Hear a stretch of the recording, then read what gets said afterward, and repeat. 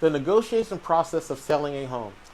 The negotiation process can be one of the most exciting parts of selling a home. But until you get there, you may be wringing your hands, worried that you won't be able to secure the deal. Will you be deluged with offers, or will your home be pervaded by the lulling but ever so unnerving sound of crickets? And if you do just get one or two offers, and they're not as high as you'd hope, what would you do?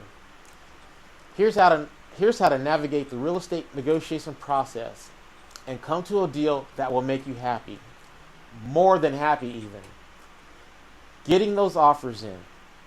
If you're not in a rush to sell your house, it may make sense to see what offers roll in over a few months.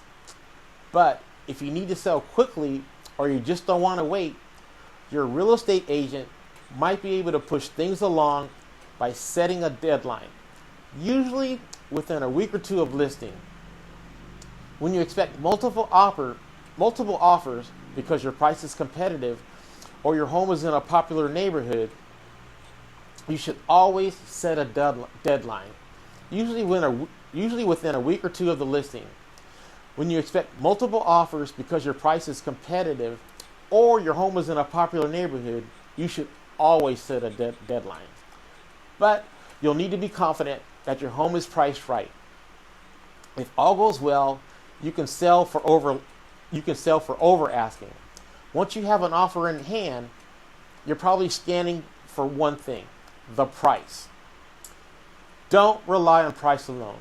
Every offer has 6 important components: price, buyer assistance, contingencies, closing assistant, closing costs, and the closing date. Some offers may seem great on the surface, but significantly less once you dig in.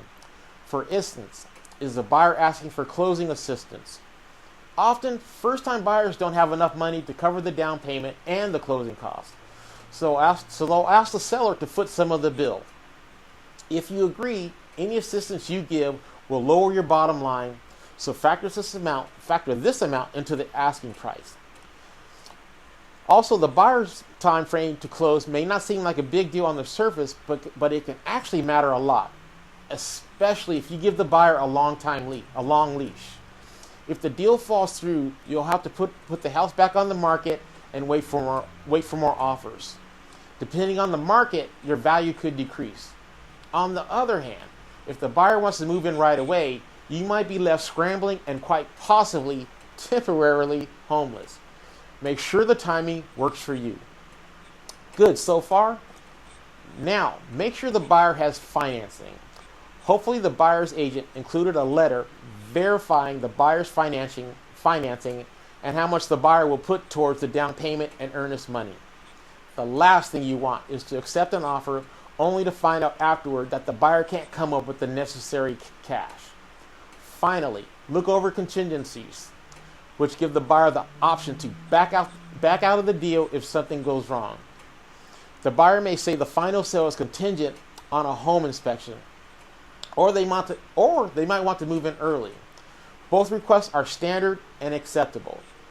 But keep an eye out for buyers who have a house to sell before they buy, because this could cause your sale to cancel if the buyer's house does not close.